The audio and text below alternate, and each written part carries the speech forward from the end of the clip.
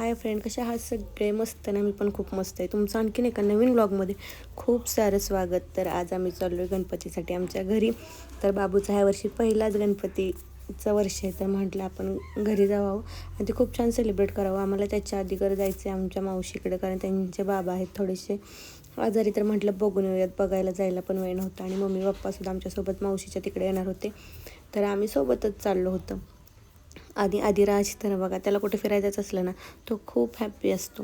आणि आता आमचा प्रवास सुरू झाला, तर आता आम्ही चाललो आहे मावशीकडं आणि मग तिथून घरी जाणार आहे. कोणी कापली मॉडर्न कट हो कसं बघतोय भाभी तुला अगो बाया ओळख नक्की. आणि आता आम्ही मावशीकडे पोहोचलेलो आहे. आदिराज त्याच्या मावशीला भेटला आहे आणि आता मावशीची इकडं नाश्त्याची तयारी चाललेली आहे आणि इकडं आदिराज त्या पप्पांसोबत मस्ती करत आणि तिथून त्याला वरती यायला येत नाही आहे. तर आतमधल्या लोकांकडे बघून तो एकदम अशी स्माईल देतो, तरी पण तो आलाच. आणि आदिराजला आहे ना सगळ्या वस्तू ओढाओढीचं खूप वेळ लागले. आता तो पहिल्यासारखा शांत अजिबात राहत, काय लागेल ना ते ओढणं तोंडात घालणं एवढंच चालू असतो. तर त्याची पण मस्ती चालू होती. तोपर्यंत मावशीनं पण नाश्त्यासाठी, तर आम्हाला यायला खूप लेट पण झाला होता, खूप उशीर झाला होता आणि अक्षरशः 5:30 वाजले होते. परत तिथून आम्हाला घरी यायचं होतं. त्यानंतर मला त्यांच्या मावशीच्या जाऊबाईंनी बोलवलं होतं, मग तिकडं जावं लागलं. मग त्यांचं घर वगैरे मी बघितलंच नव्हतं, पहिल्यांदाच तिकडे गेली होती.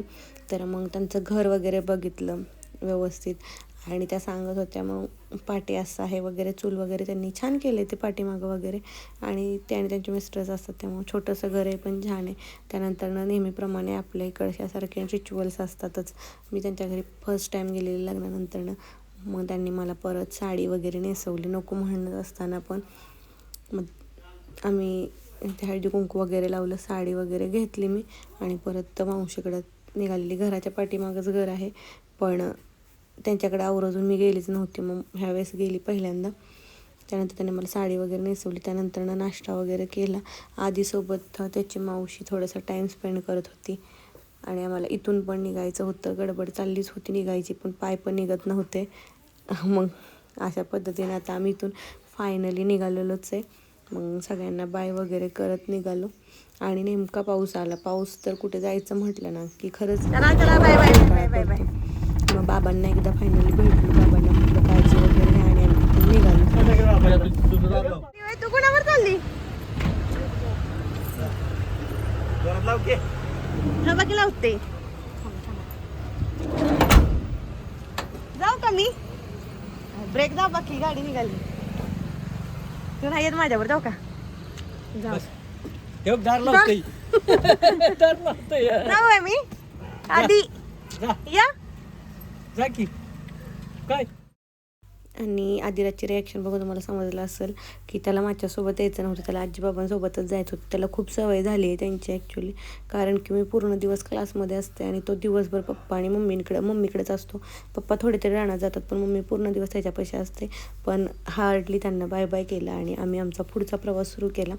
आणि आम्हाला खूप लेट झाला आहे, त्यामुळं आमचं असं ठरलं होतं की आता आम्ही बाहेरूनच जेवण वगैरे जाणार, कारण की घरी जायचं मग जेवण करायचं आणि उगाच मला द्यायला त्रास पण आवडत नाही कोणाला, की कोणी बनवून ठेवावं आणि मग मी खावं. मग त्यापेक्षा मी यांना म्हटलं आपण बाहेरच जाऊया.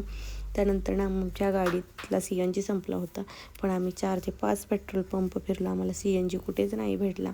मग लास्टला आम्ही डिझेल टाकलं गाडीत आणि आमचा बाकीचा प्रवास सुरू केला. आणि आता 8:30 पावणे 9 वाजलेले. तर म्हटलं आता पहिलं कुठेतरी जेवून घेऊयात.